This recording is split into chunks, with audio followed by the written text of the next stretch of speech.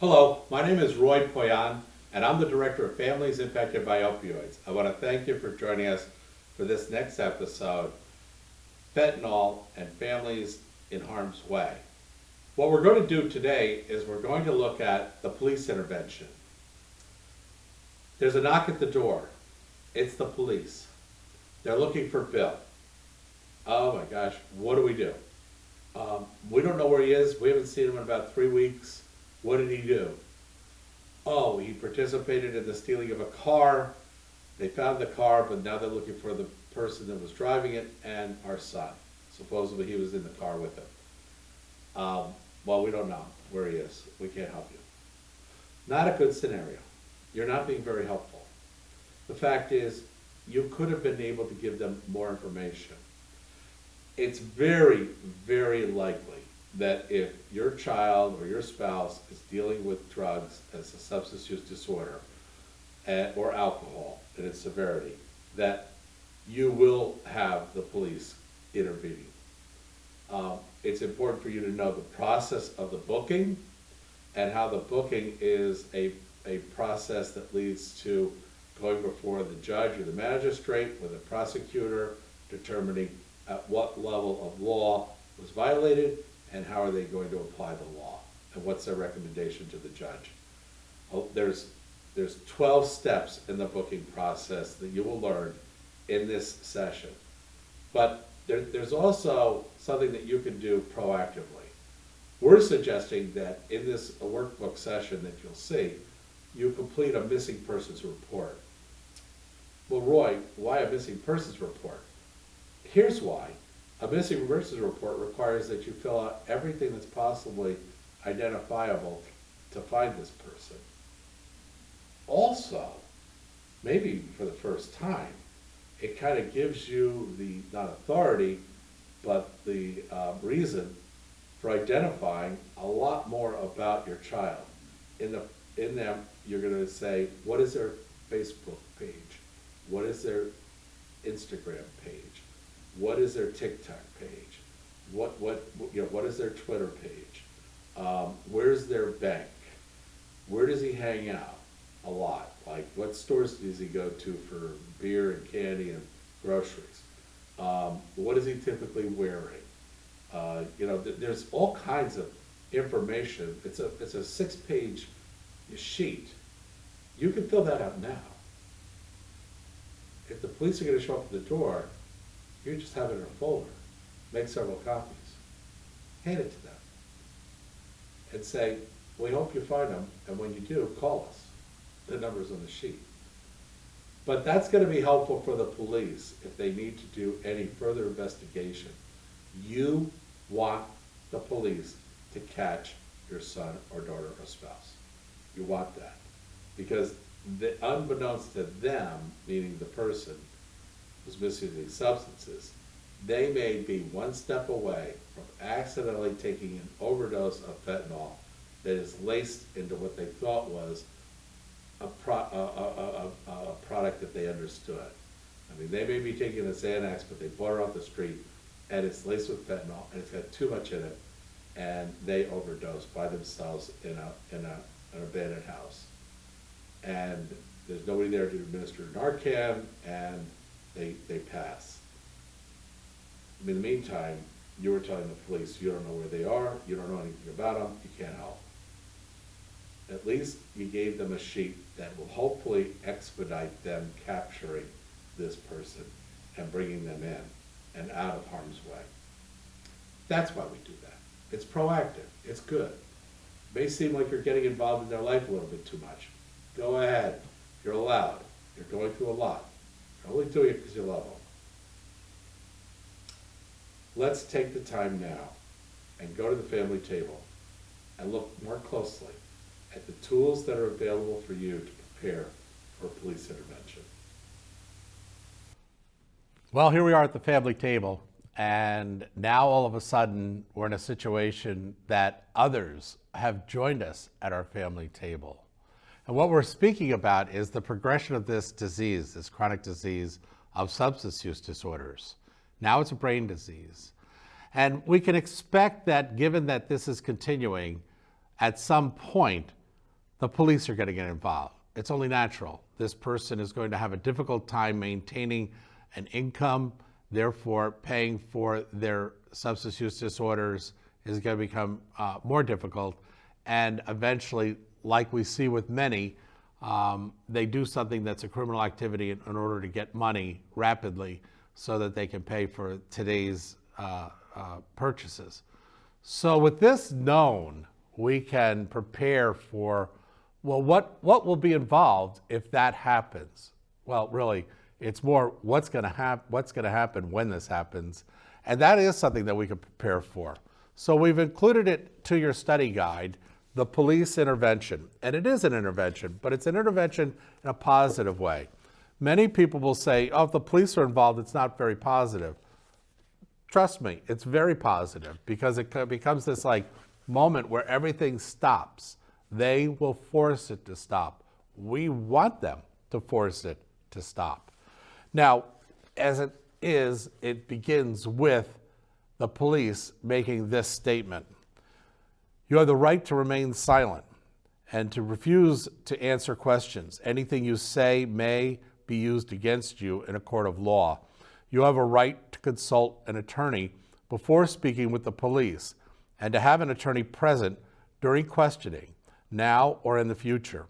If you cannot afford an attorney, one will be appointed for you before any questioning if you wish. If you decide to answer questions now without an attorney present, you will still have the right to stop answering at any time until you talk with an attorney. That's going to be stated to this person. You need to understand what that means.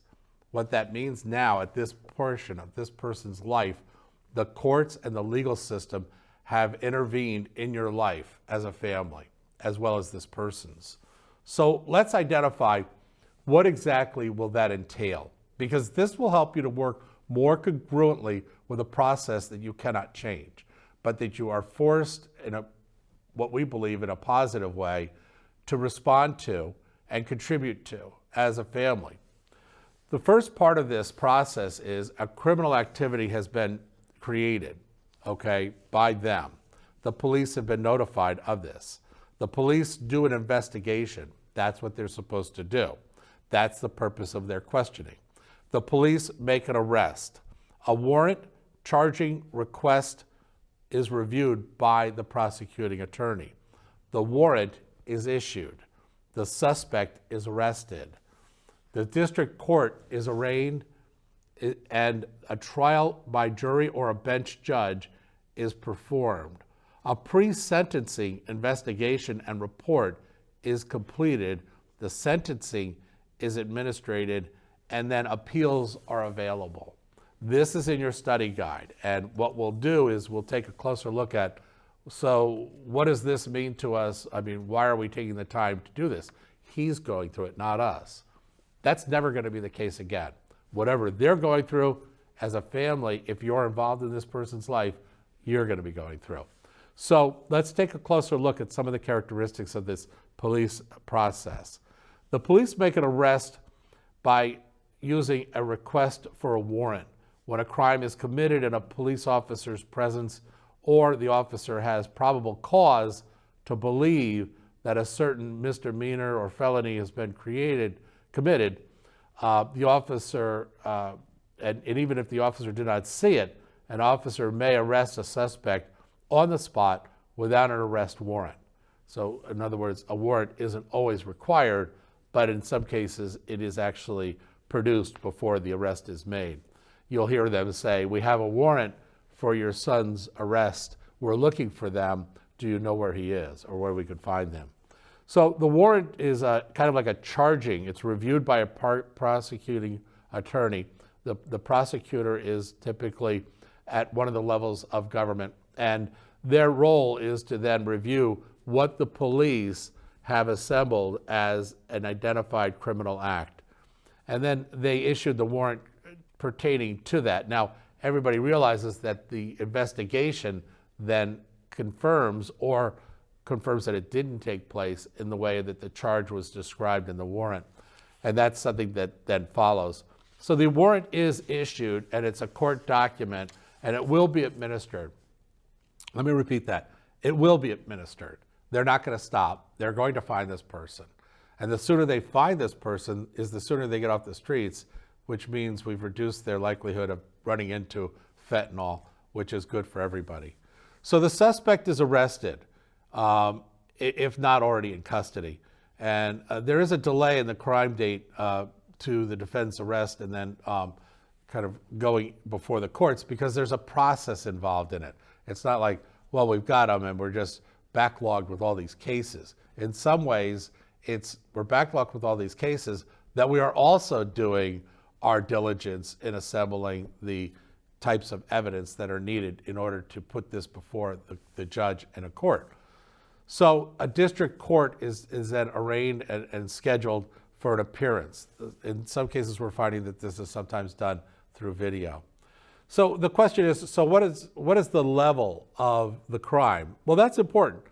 If this is a misdemeanor, there's certain types of criminal prosecution that is performed as opposed to a felony. So the type of crime matters a lot.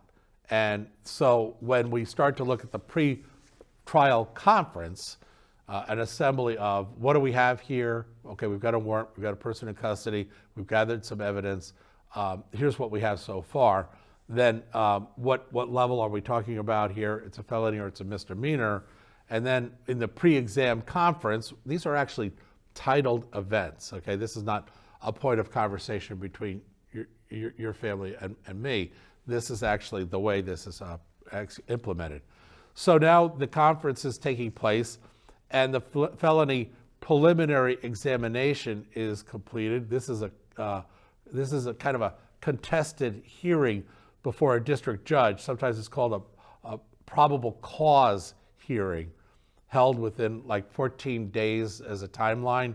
And then the prosecutor presents to the witness to convince the judge that there's at least probable cause. There's a reason that we're saying this. Here's some of the evidences. There may be added evidence by the time you go to court, but here's enough for us to say we should be putting this on your docket. So now the circuit court is arraigned and this person is going before basically a pre-trial conference and pre-trial proceedings and then the trial. So we had the pre-trial conference before in order to assemble, is this a felony or is this a misdemeanor and what types of charges are going to be assembled. In the pre-trial conference, as it relates to the circuit court, it may be scheduled that the meeting is done in order to kind of like give the defendants, your loved one's attorney, kind of a heads up of this is what we're dealing with. Do you want to resolve this outside of court? So this is a great opportunity that if you're going to, you hear them say cut a deal, kind of a loose term in terms of what we're talking about and all that's involved. But then if that's not the case, then the pretrial proceedings are done and then the trial takes place. It's a lot. It's a lot, and a lot of information is shared, and sometimes it's shared as a matter of just process. Okay, this docket, okay, next, this docket, next. You want to make sure as a family that everything that's in that docket that they're going to review is exactly what you feel helps to build a proper case. Now, the goal of the family is not necessarily to get this person out of trouble, okay? If they're in trouble and they've done something that's illegal, then they have to have consequences to that. Part of the reason that they're in this situation may be the fact that they haven't had a lot of consequences in their life. And this is the most significant consequence in their life so far that they've had to face. You've heard the phrase, it's a wake-up call. This is one of those. This is a wake-up call for this person. So having to face these consequences, for some may be kind of like believe that it's not such a bad thing. For others, it's we're going to do everything possible so he doesn't have to face this consequence. That is done, I'm sure, in loving kindness, but in a sense, it's a little bit tainted with enabling. Nobody wants to see anybody go to jail. It's a terrible place to be. But in the same vein, if there is a level of culpability on their part, then there should be a level of kind of us by a community making a commitment that there are consequences to their culpability, and we will make sure that those consequences are administered appropriately. You know, kind of like when they say something along the line of let the punishment fit the crime. So with that in mind, the prosecutor gives an opening statement. The defense attorney may give a similar statement. The prosecutor calls a witness. The people close their proofs, meaning this is what we've got in terms of proofs. The defense may call witnesses, and the defense may rest. The prosecutor, because the defense made some statements, then has the opportunity to do what they call a rebuttal, or rebut some of the statements that were made. And then the prosecutor rests. Now, occasionally a trial judge will let the defense kind of like rebuttal if the prosecutor's rebuttal was so oblique that it's only reasonable and fair that the defense should be able to respond to what was stated before they rested. So the defense attorney then presents the closing summary, and the prosecutor may present a rebuttal argument to the defense attorneys. I don't mean to make light of it, but you know, this is how it goes. This is what makes it fair. I mean, if in the prosecutor's closing arguments they say something again that is oblique or, you know, a little bit out in terms of influencing the jury, then the defense should also, fair is fair, be able to say, hey, you know, what he said in his closing may or may not be true, and I want, you know, you as a jury or a judge to take into account what they think is important to take into account. So there's a lot of balancing going on here of statements and influences, of proofs and discrediting of proofs that helps the jury to really get a good assessment as to what has happened, what the consequences are for what's happened, because they're not thinking necessarily of sentencing at this point. They're just thinking and weighing, you know, does the proof substantiate the charges that have been placed against this person? So now the court's probation department prepares a report in the pre-sentencing, and then we get to the sentencing part. So sentences are typically based on set laws. In some cases, they're presented in the sense of past court findings and the sentences that were administered for those findings. They may be similar in this case, and therefore they'll bring up, well, you'll recall in, you know, Bates versus the state back in 1969, this happened, and this is what the court decided in that case as a sentence. So there's a lot of historical law that's brought forward into sentencing. And then, of course, and this is what's beautiful about our system, when you think of the court system, it really is a fair and just way of dealing with a criminal action due to whatever reason, but with the matter of consequences that help the criminal decide that this is not something that they want to repeat, specifically because it's not a good thing, and that's been identified in the courts. This was not a good thing that you did. And then the consequences, you know, you need to pay the consequences for what you've done. So in that case, you can appeal it. And it may be that you were not given fair statements during your trial. Due diligence on one group's part was not, you know, presented in a way that you think is in line with our court proceedings and has violated some of those proceedings, and that needs to be brought up in the appeals. So you're not done when you think that you're done in terms of after sentencing, but more than likely the sentence, almost definitely, will be administered. So then what are we talking about? You know, we started with the police, and you know, the study guide does a great job of taking us through that. And by the way, once again, this is just the beginning of your learning of this. This isn't like everything you need to know about, you know, a police intervention. There's a lot of aspects to take a look at, and we strongly encourage that this be the start of your learning, and taking a closer examination. YouTube, we always recommend. There are clinical papers done on this in terms of, how does the family respond when the police are involved, the court system's involved.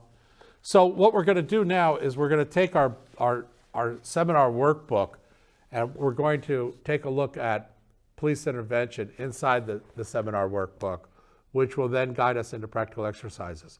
We've basically taken the study guide, once again, as learning module 1 for police intervention, and determined there were 3 learning objectives that we thought was going to be most valuable for the family. And then we're now taking a look and saying, okay, now let's apply this to you, because in the study guide, it's just general in terms of its information. In the seminar, it becomes real. Now, in the practical exercises, we start to take a look at the police intervention. What their first concern is that they want to protect evidence.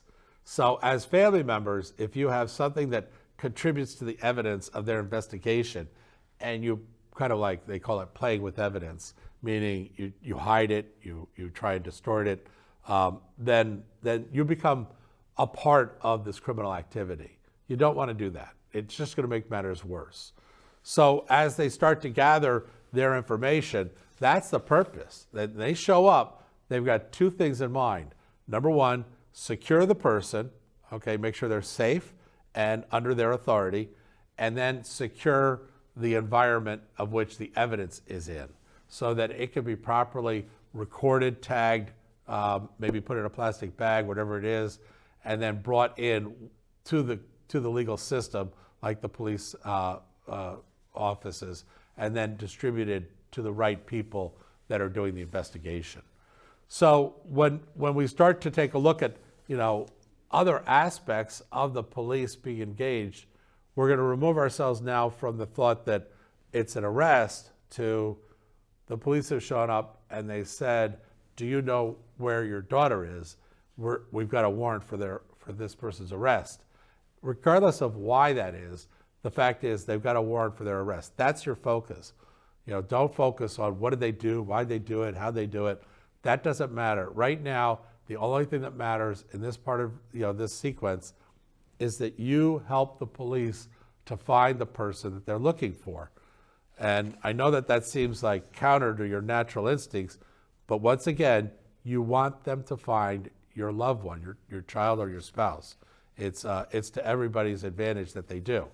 So we start to take a look at, so in practical exercise number 1, we're going to actually fill out a missing persons report. What, right then? No, we're going to do that now, okay? We're going to do that in the workbook, okay? There is a missing persons report. Well, why would we do this now? Well, because often in a missing persons report, they ask for things that you wouldn't just have at the top of your hands.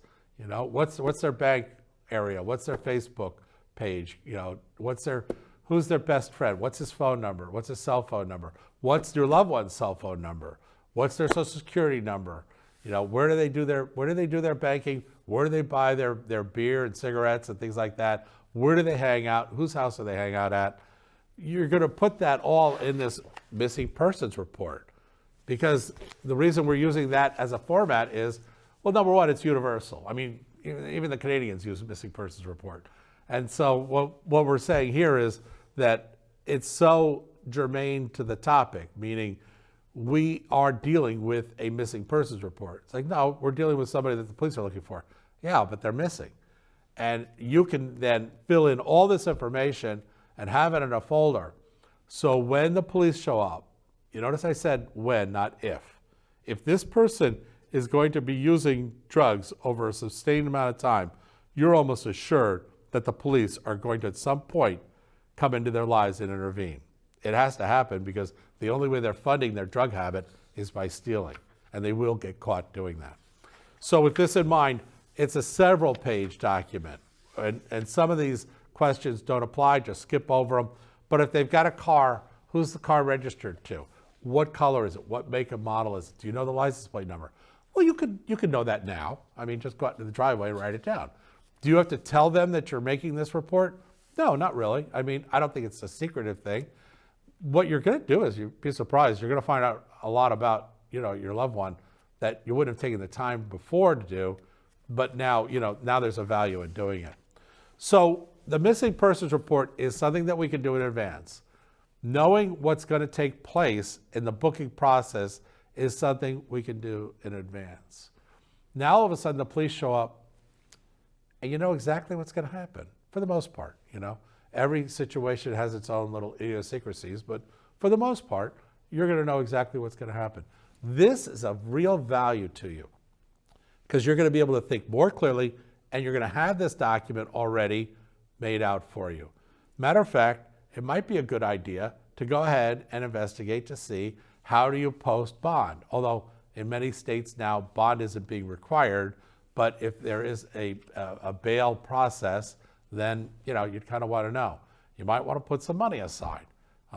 Typically, it's 10% on what the bail is amount to. So with that in mind, if you're going to get a bail of $5,000, then put $500 away and know that that's going to probably be for getting them out of jail one day. It could be a $50,000 bond. It could be $1 million bond. It all depends, misdemeanor, felony, and the severities that the judge feels that this person is a threat should they be out on the streets during the time period leading up to the court appearance.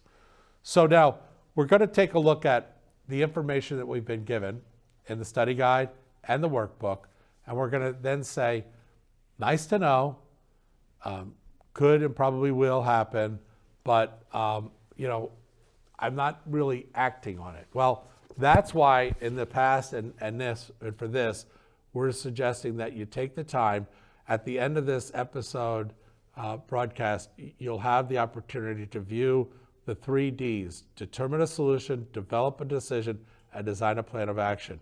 You would do that for specific issues, like what we had said, fill out a missing persons report. That's now an issue for you. You might want to find out about how bail is done in your community. You might want to go ahead and get online with somebody that is a criminal court attorney. Having to find them right then at the moment is very stressful. Having already figured out who that was, or even talking to them and asking them what's your retainer and how to do that, we'll go through that in the legal proceeding episode. So we'll talk more about that later. But for right now, just keep in mind that it's always a good idea to take care of these things in advance. And that's when you kind of fall into, so the 4th book, so what are the resources? Who's out here that can help us?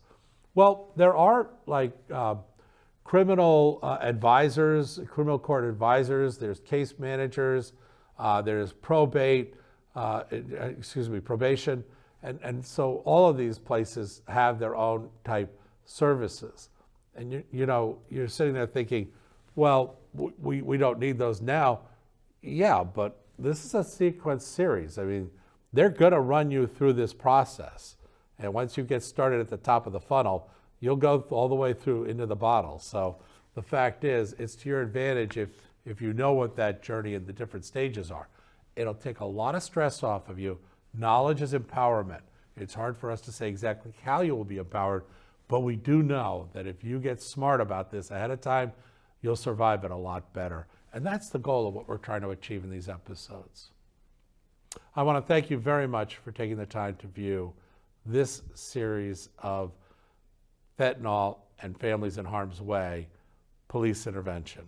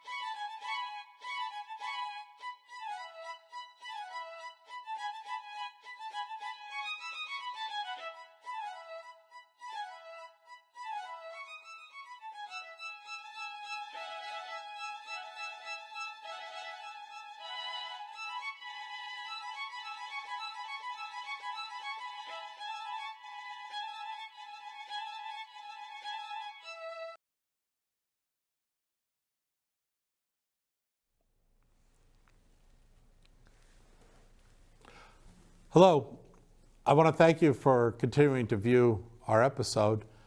And we're now going to work into the area of the 3Ds. This is an important characteristic for the family to develop skills in. And we'll start by taking the time to look at an issue and then determine the issues based on the area of determining a solution, developing a decision, and designing a plan of action. By using your Module 3 workbook and going to a specific issue, you'll be able to find that the first step in that 3D skill set is the FTR, the Family Transformational Model. And the Family Transformational Model is a set-up way, each time the same way, that we will take 5 categories to look at in determining a solution. And each category is going to have 3 questions. So let's get started. The first is to define the issue. Naturally, we'll want to know what the issue is. The word issue is really problem, but we're saying the word issue is, the reason we're saying the word issue is it's just a little bit easier to digest, because it's not always a problem. Sometimes it's just something that's happening, and we need to determine a solution to it. The next question is, how does the issue impact the family? We need to know that. We need to know we have an issue, that's fine. The issues can exist, but if it's impacting the family, in what way is it impacting the family? And then what steps can the family take to prepare and then respond to the issue? That's very important for us to know. The fact is that this issue exists and it's impacting the family. We tend to believe maybe there was something we could have done to kind of get ready for it. And if there was, then we would want to have taken those steps, which is what all these episodes are about. And then who can help assist us and the family in our response? So we want to start to ask ourselves, we know that there's an issue, we know that it's impacting the family, and there are things that we could do to prepare for this, but we're probably going to need a resource, information, another person outside of our family, or maybe one of our family members specifically can use their functionality and contribute. So we want to identify that. And then what should the family expect as their outcome? And kind of a start with the end in mind thought, where we're saying, if we're going to do something, it's going to result in something. So is that result desirable? Is that really what we want? Because if we're going to create a solution, then we want the solution's outcome to be what we expect it would be. So in each of these categories that I just described, 1 through 5, there are 3 questions, and we're going to ask ourselves each of these. Let's go back into the first category, define the issue. Clearly state what happened or what will happen. We want to know very clearly what happened or what's likely to happen. And then write that down. Identify who's involved or who should be involved, and then what would you like to have happen or like to see happen. The third question in every category is going to be used. You'll see how in just a minute. But just remember, the third question in every category, so this question right here, the way you answer it, will be reused. Now the next question is, how is the issue impacting the family? Who in the family exactly is impacted? In what way are they impacted? And then the third question is, what is needed to move forward? And then the third category is, what steps can the family take to prepare and then respond to the issue? The 3 questions again.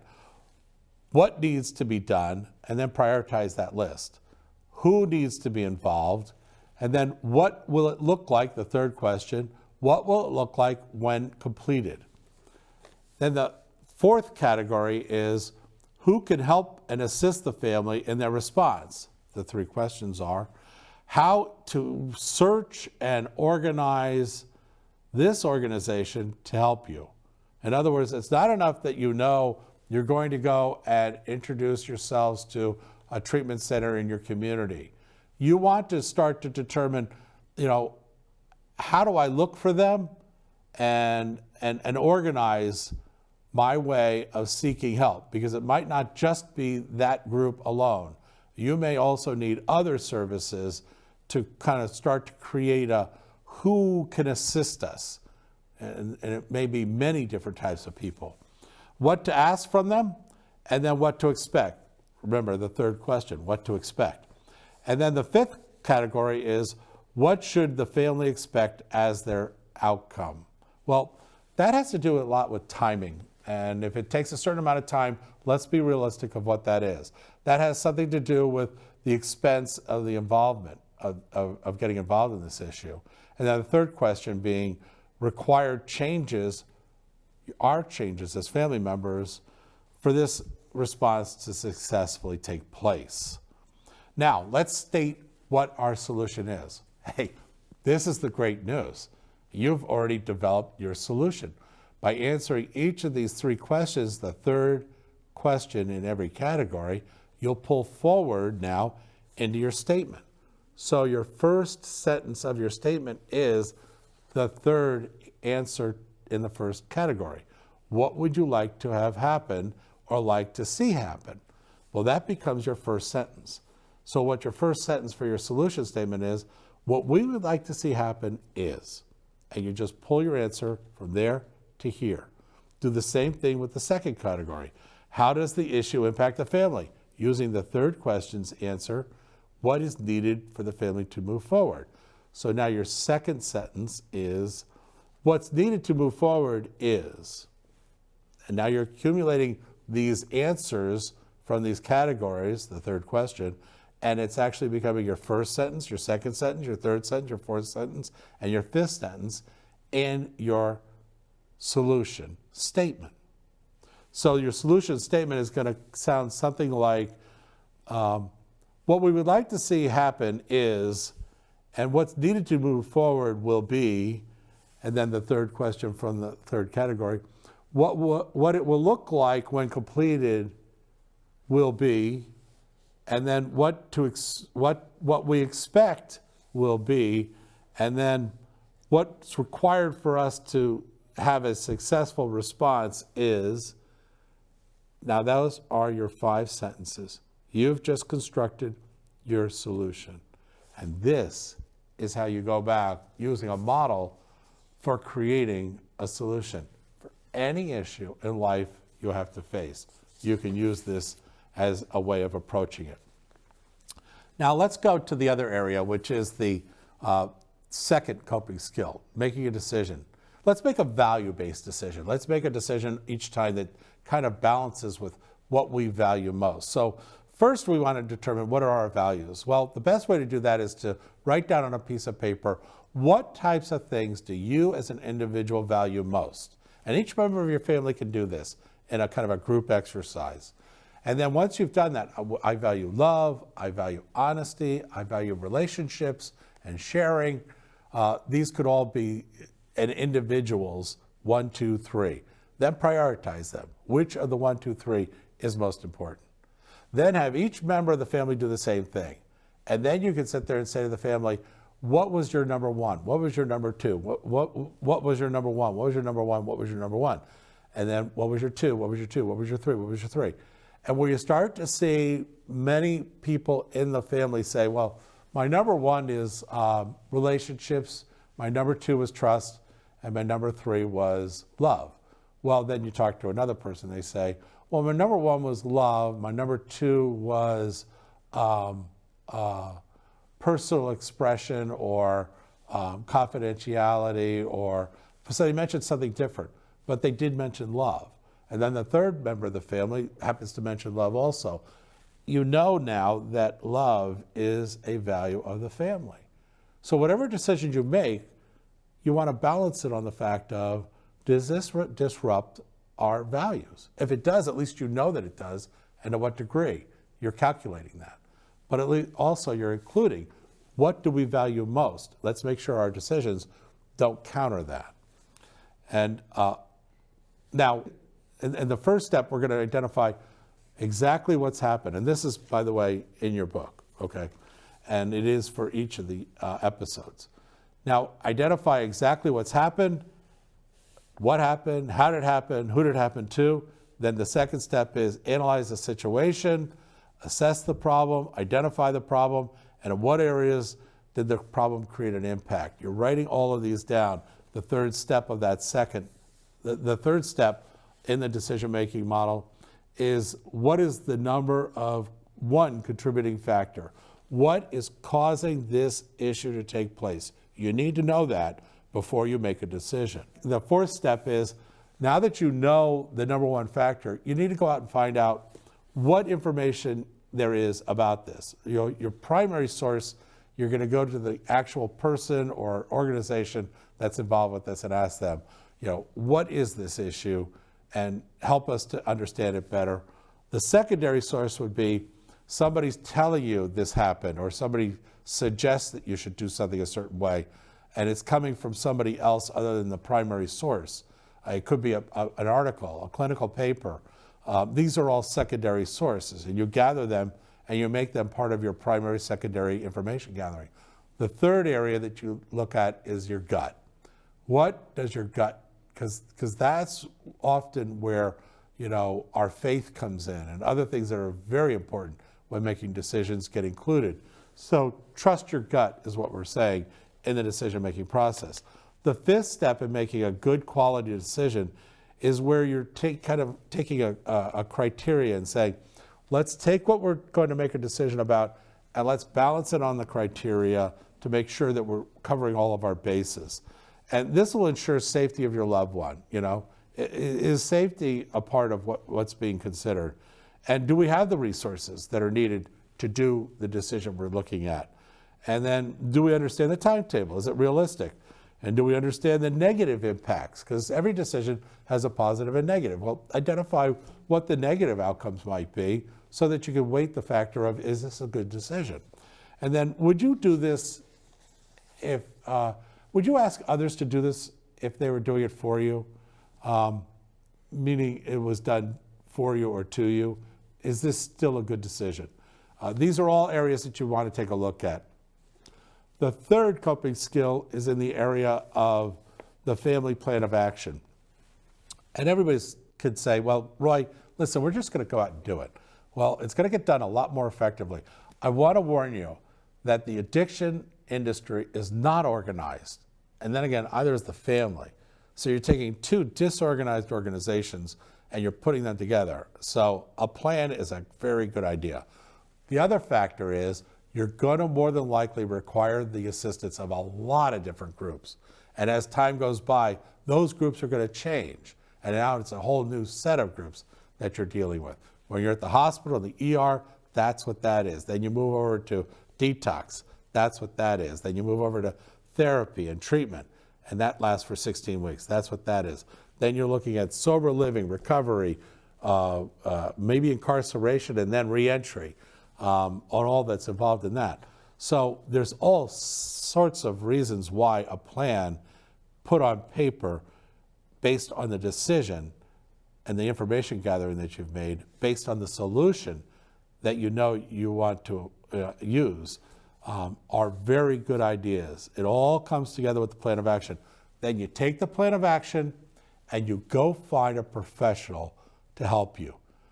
Everything that we've done up to now is to position you to a place where you can be properly assisted and directed and supported. This is what's often missing in the families. This is what exhausts the families. This is where the families get into fights internally on. So, for that reason, we're going to apply the 3D coping skills. Determine a solution. We're going to develop a decision, and we're going to design a plan of action. And we're going to do it each time.